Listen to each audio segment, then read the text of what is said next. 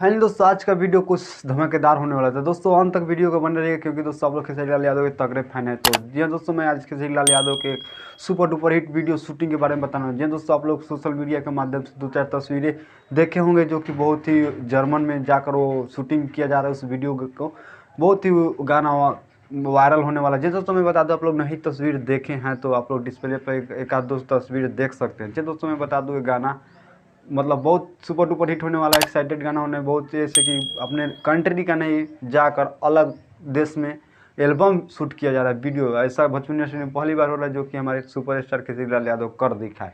जिन दोस्तों मैं बता दूँ बहुत ही ठंड कड़क पड़ रहा है, तब पर भी वहाँ पे हमारा खेसारी लाल यादव मेहनत जारी रखे हैं। जिन दोस्तों सब लोग खेसारी लाल यादव के तगड़े फैन हैं तो प्लीज़ इस यूट्यूब चैनल को सब्सक्राइब कर लीजिएगा। मिलते हैं नेक्स्ट वीडियो के बाद। खेसारी लाल यादव के तगड़े फैन हैं तो नहीं तो उस चैनल को सब्सक्राइब मत कीजिएगा। जी हाँ दोस्तों मैं बता, वीडियो अच्छा लगा तो वीडियो को लाइक कर दीजिए, अपने दोस्तों में शेयर कर दीजिए। मिलते हैं नेक्स्ट वीडियो में, तब तक बाय बाय।